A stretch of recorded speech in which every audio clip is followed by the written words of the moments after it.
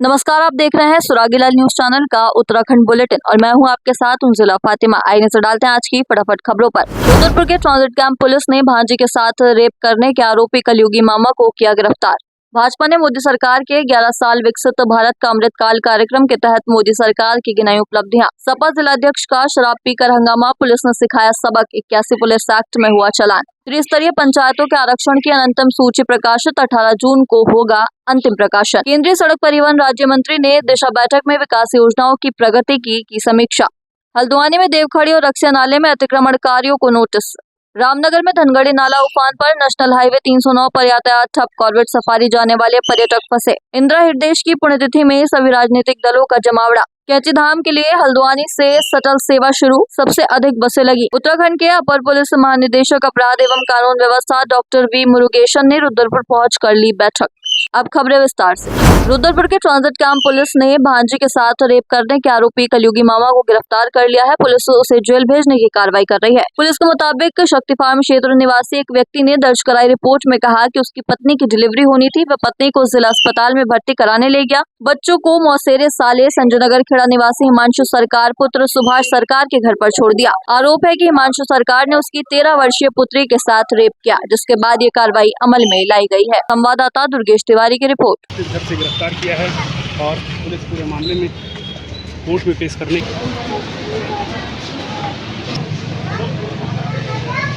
शनिवार को चंपावत भाजपा जिला अध्यक्ष गोविंद सामंत की अध्यक्षता में भाजपा कार्यालय चंपावत में मोदी सरकार के 11 साल विकसित भारत का अमृतकाल सेवा सुशासन गरीब कल्याण के 11 साल कार्यक्रम का आयोजन किया गया, जिसमें मोदी सरकार की विभिन्न उपलब्धियों के बारे में जानकारी दी गई। कार्यक्रम में मुख्य वक्ता दर्जा राज्य मंत्री शिव सिंह बिष्ट ने भाजपा कार्यालय चंपावत में प्रेस वार्ता कर मोदी सरकार की उपलब्धियों को बताते हुए कहा कि मोदी सरकार के 11 साल स्वतंत्र भारत के इतिहास में सबसे स्वर्णिम काल है। संवाददाता लक्ष्मण बिष्ट की रिपोर्ट।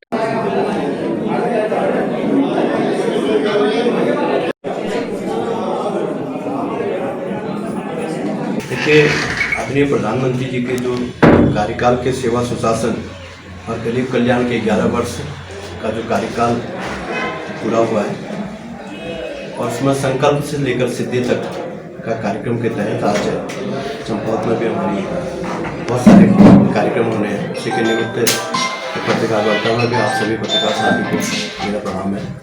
क्योंकि हम सब लोग जानते हैं कि विगत 11 वर्षों में देश के प्रधानमंत्री जी ने जिस तरह से भारत को शक्तिशाली भारत बनाने का काम करा, जिस तरह से भारत को विश्व का नेतृत्व करने वाला भारत बनाया, जिस तरह से सबका साथ सबका विकास करने वाला भारत बनाया, और आदरणीय प्रधानमंत्री ने जिस तरह से ये पूरा श्रेय चाहे भारत को विकसित भारत का बनाने का जो संकल्प प्रधानमंत्री जी ने लिया है, भारत को आगे बढ़ाने का काम प्रधानमंत्री जी ने करा है। गरीब कल्याण अन्न योजना के माध्यम से आम गरीब तक पहुंचने का काम प्रधानमंत्री जी ने करा। प्रधानमंत्री आवास की योजना के माध्यम से आम गरीब व्यक्ति को आवास देने का काम करा। ये सारे जो भी काम प्रधानमंत्री जी के कुशल नेतृत्व में हुए हैं, प्रधानमंत्री जी ने पूरे 140 करोड़ देशवासियों को उसके लिए देशवासियों का धन्यवाद करा।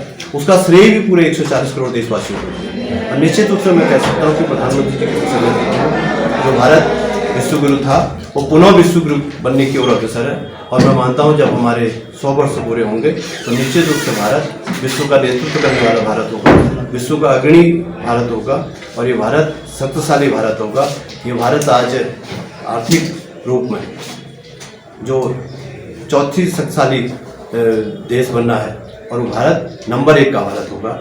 मैं इसके लिए आदरणीय प्रधानमंत्री जी का बहुत बहुत धन्यवाद करता हूँ। उनके कुशल नेतृत्व में भारत आगे बढ़ रहा है, भारत निरंतर आगे बढ़ रहा है। मैं आपके माध्यम से प्रधानमंत्री जी का बहुत बहुत धन्यवाद। चंपावत सपा जिला अध्यक्ष व टैक्सी यूनियन अध्यक्ष ललित मोहन भट्ट को शराब पीकर पड़ोसियों के साथ अभद्रता, हंगामा करना तथा पुलिस से अभद्रता करने के गंभीर आरोप में हवालात की हवा खानी पड़ी तथा पुलिस ने 81 पुलिस एक्ट में नेताजी का चालान भी काटा। संवाददाता लक्ष्मण बिष्ट की रिपोर्ट।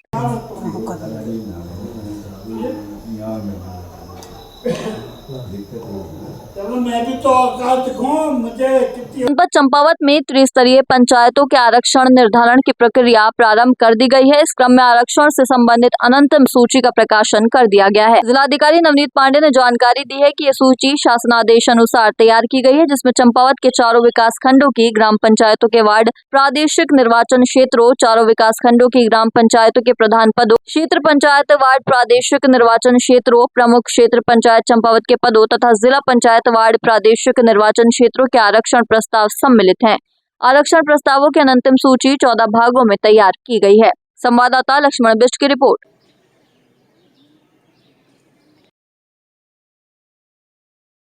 13 जून को हम लोगों द्वारा एक अंतिम प्रकाशन किया गया है, जिसमें कि हमारे जो पंचायतों के वार्डों के जो क्षेत्रों का आरक्षण है, जो हमारे प्रधानों के आरक्षण है, बीडीसीज का आरक्षण है और जिला पंचायत सदस्यों का और ब्लॉक प्रमुखों का जो हमने आरक्षण यहाँ जिला स्तर से जारी किया गया है।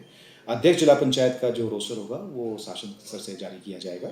इस संबंध में जनपद चंपावत में हमारे पास 4 प्रमुख जो हैं क्षेत्र पंचायतें हैं, जिसमें से कि 1 पद एससी महिला के लिए आरक्षित किया गया है और शेष 2 पद महिला के लिए आरक्षित रहेंगे और 1 पद सामान्य के लिए रहेगा।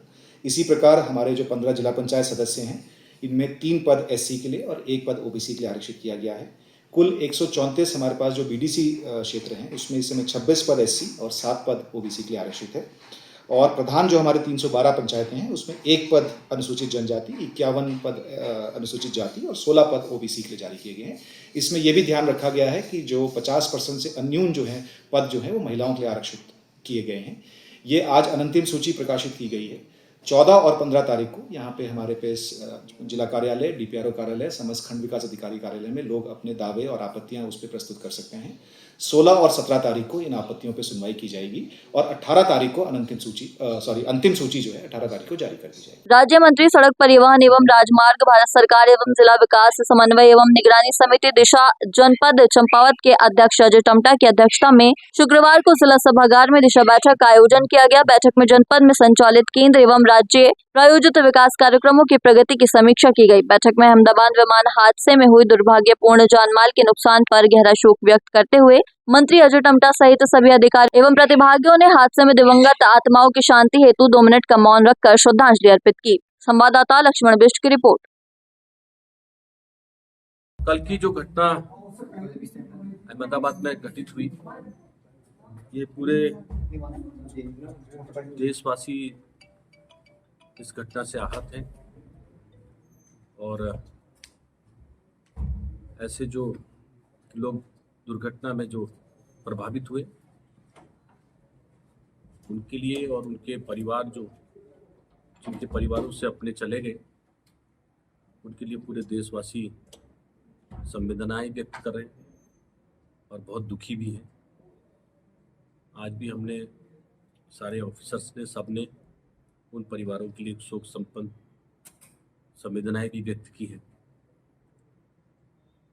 आज की डिस्ट्रिक्ट मॉनिटरिंग कमेटी की बैठक, चूंकि ये भारत सरकार की रोस्टर बैठकों में एक है, आज की बैठक में भारत सरकार के द्वारा चलने वाली, चाहे वो मनरेगा की योजना है, पीएमजीएसवाई की है, जल जीवन मिशन की है, या किसान बंधुओं की योजना है, या मातृशक्ति से संबंधित महिला समूह की योजनाएं हैं, उन सभी योजनाओं का आज हमने मॉनिटरिंग की और मॉनिटरिंग में हमने जो पाया कि भाई जो पिछले काम हमने दिए थे, जो बात आई थी पूरी मीटिंग के अंदर, और जो सुझाव आए थे उन सुझावों पर चर्चा की गई और जो सुझाव आए थे उस पर उसका अनुपालन, और अनुपालन के बाद आज पुनः जो बिंदु आए हैं उन बिंदुओं पर और तेज काम करने के लिए दिशा निर्देश जारी किए। चाहे तो एक साथ होनी चाहिए, सब लोग एक साथ बैठना ही नहीं चाहते। पापा, try this. लो, सब लपक लीजिए।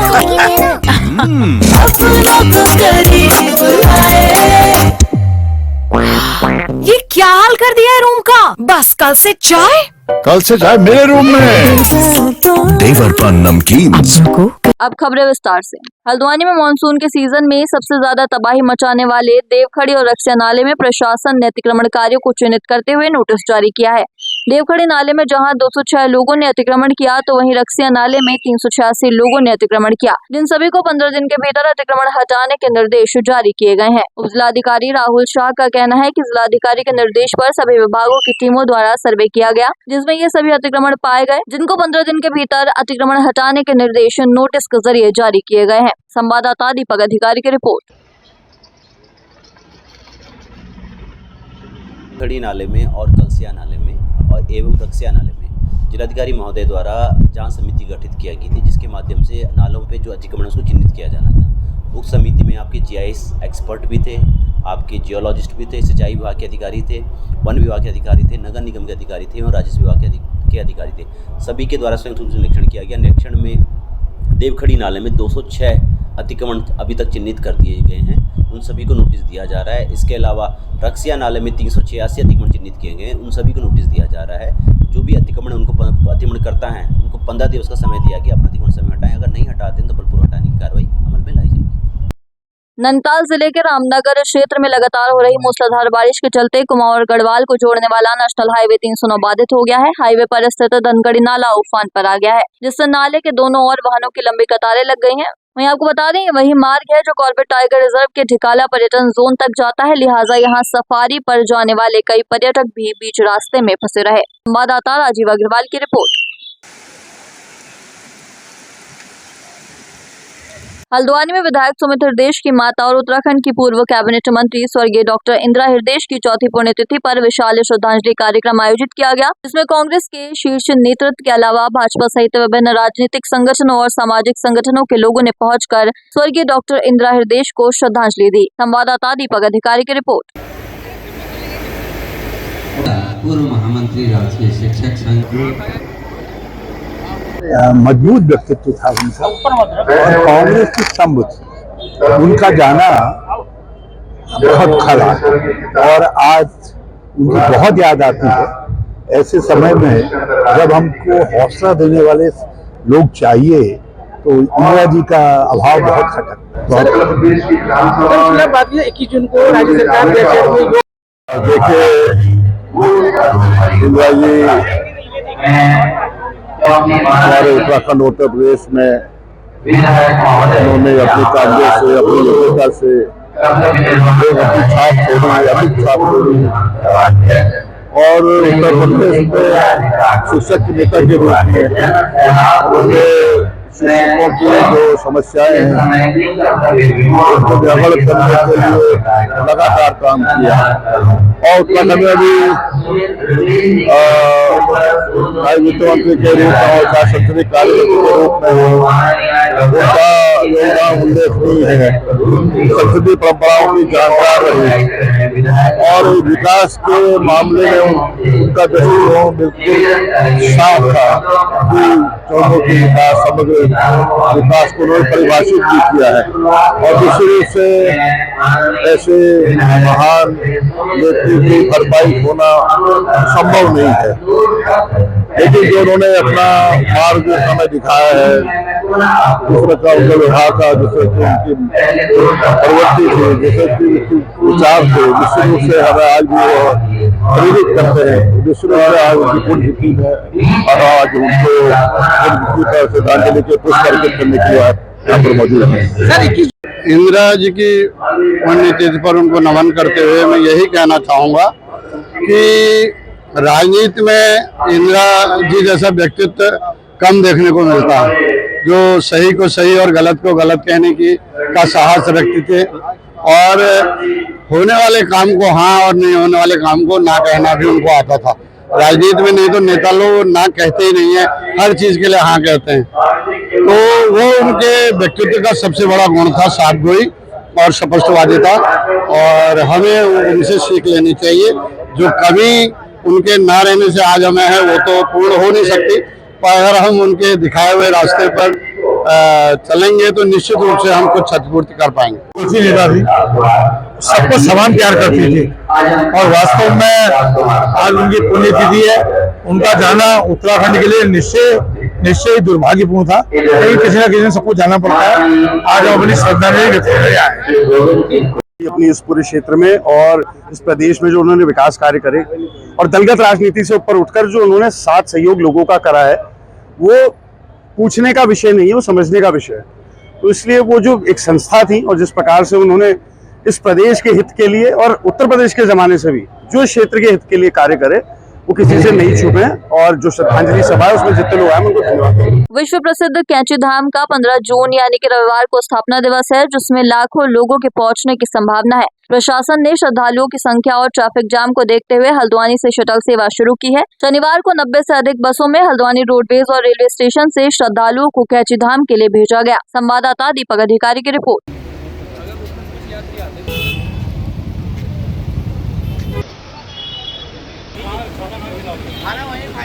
हम लोगों ने लगभग 60 बसें भेज दी हैं और जो अभी ट्रेन आई है उसके सापेक्ष हम लगातार बसें भेज रहे हैं। अच्छा, क्या व्यवस्था है? बेसिकली हमने बसों का एक पूल बनाया है, लगभग 150 बसों का पूल हमारे पास है, जो हम लोग काठगोदाम रेलवे स्टेशन और जो हमारा बस अड्डा है वहाँ से डिस्पैच कर रहे हैं। किराया लगभग 140 रुपया प्रति व्यक्ति किराया लिया जा रहा है। हम अगर केवल यहाँ की बात करूँ तो हम लगभग 2000 के आसपास यात्री भेज चुके हैं। कल भी सिमिलर रहेगी और बेहतर व्यवस्थाएं करेंगे। अगर बसों की आवश्यकता और लगेगी तो बसें और छोटी गाड़ियाँ दोनों बढ़ाई जाएंगी। हमने मोहित कोठारी ARTO उधम सिंह नगर अभी यहाँ पर डेप्यूटी। देखिए, जो कि मेला हमारा 15 तारीख कल है, लेकिन आज जो है सेकेंड सैटरडे था और इसको देखते हुए आज से ही हम लोगों ने यहाँ पर शटल प्रभावी की है और इसमें हम लोग हल्द्वानी से जो हमारा रोडवेज स्टेशन है इसके अलावा केमू से भी संचालित कर रहे हैं और लगभग वहाँ पर 16 बसें अभी तक रोडवेज की गई हैं। इसके अलावा 50 के आसपास बसें केमू की गई हैं। साथ ही नैनीताल के लिए भी वहाँ से शटल सेवाएं चलाई जा रही हैं। इसके अलावा रेलवे स्टेशन काठगोदाम में हम लोग केमू के माध्यम से शटल सेवा चला रहे हैं, जहाँ से अब तक लगभग हमारी 40 बसें यहाँ से जा चुकी हैं और अभी चूँकि जितनी भी हमारी ट्रेन आनी थी वो आज आ चुकी हैं। इसके अलावा जो बाइक से लोग आ रहे हैं उनको भी शटल के माध्यम से यहाँ से भेजा जा रहा है। कल के लिए भी हम लोग का यही प्लान है, सुबह 5 बजे चूँकि पहली ट्रेन आती है तो 4:30 बजे से ही यहाँ पर शटल सेवाएं जो हमारे दोनों जो स्थान है यहाँ से प्रभावी हो जाए। देखिए, अभी हम लोग काठगोदाम में ही उनको रोक रहे हैं। यहीं पर सभी को शटल के माध्यम से जाने के लिए उनको सूचित भी किया जा रहा है और काठगोदाम इंटर कॉलेज में पार्किंग भी डेवलप की गई है और यदि अतिरिक्त आवश्यकता होगी तो गोलापार में भी हमारे पास स्पेस है, जिसमें स्टेडियम का भी हम लोग उपयोग करने पर विचार कर रहे हैं और सभी को शटल के माध्यम से ही भेजा जाए। कैंची धाम जा रहे हैं हम। अच्छा, पहली बार आए हो या पहले बार? नहीं, पहले भी। किस तरह से व्यवस्थाएं की गई हैं यहाँ पे? व्यवस्थाएं तो बड़ी अच्छी है, बट वहाँ पर कोई गाड़ी वगैरह नहीं जाती, बहुत रश है क्योंकि सब अगर अपनी गाड़ियों पे आ जाए तो वहाँ पर 1.5 से 2 से 3 घंटे भी लग जाते हैं जाने में। अच्छा, बाबा हाँ, बहुत। कहाँ से आए हैं आप? दिल्ली से आए। चाहे तो एक साथ होनी चाहिए, सब लोग एक साथ बैठना ही नहीं चाहते। पापा, try this. लो, सब लपक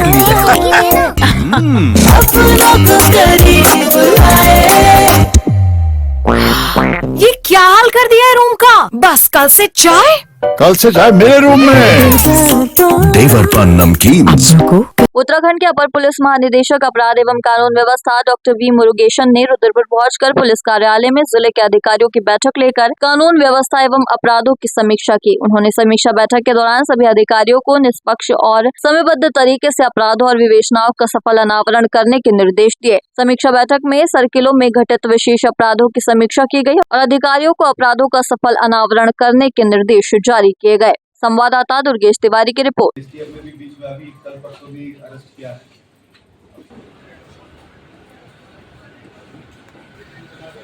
उधम सिंह नगर का पुलिस है, जो हमारे IG रेंज SSP हैं, लगातार अच्छे कार्रवाई करते आ रहे हैं। अब यहाँ आने का मकसद है कि और इनकी कार्रवाई को और क्वालिटी इंप्रूव करें और भी जनता का ग्रीवांसेस है उसको टाइम फ्रेम में उसको डिस्पोजल करें। इसलिए हम आए हैं। इंडिविजुअल एक CO से हमने डिस्कस करा है, उनका जो पेंडिंग केसेस है उसको हमने रिव्यू करा है, उनको एक बार गाइडेंस और थोड़ा मोटिवेशन करने के लिए हम आज उनका रिव्यू कराए। सर, व्यापार और उद्योग के नजरिए से देखें तो उत्तराखंड एक बहुत महत्वपूर्ण जिला है और इसलिए यहाँ पर आर्थिक अपराध और नशा तस्करी बहुत ज्यादा है। तो आर्थिक अपराध की कमर तोड़ने के लिए और नशा तस्करी की कमर तोड़ने के लिए कोई रोड मैप ऐसा बनाया कि जो बाद में जो है चीजें कम हो सके। तो ये नशा तस्करी के चलते 3 लेवल पे हमारा एंटी नारकोटिक्स टास्क फोर्स है। तो एक तो हेडक्वार्टर लेवल पे है, एक रेंज लेवल पे और डिस्ट्रिक्ट लेवल पे है। डिस्ट्रिक्ट लेवल पे भी एक ANTF यूनिट्स हैं, वो इस पे लगातार कार्रवाई कर रहे हैं। तो उसी के नतीजे अभी हाल में इन्होंने काफ़ी पकड़ा भी है और हम उस पर अधिक करेंगे। दूसरा एक आप कह रहे हैं इकोनॉमिक ऑफेंसेस है, उस पर हमारा COs को ऑलरेडी हमने ट्रेनिंग दिए हुए हैं, सारा सेंसिटिव है, जहाँ पे भी मुकदमा लिखा है था उसको लॉजिकल एंड तक लेके जाए। आज के लिए बस इतना ही। ऐसी सभी खबरों के लिए जुड़े रहिए सुरागीलाल न्यूज चैनल के साथ। धन्यवाद।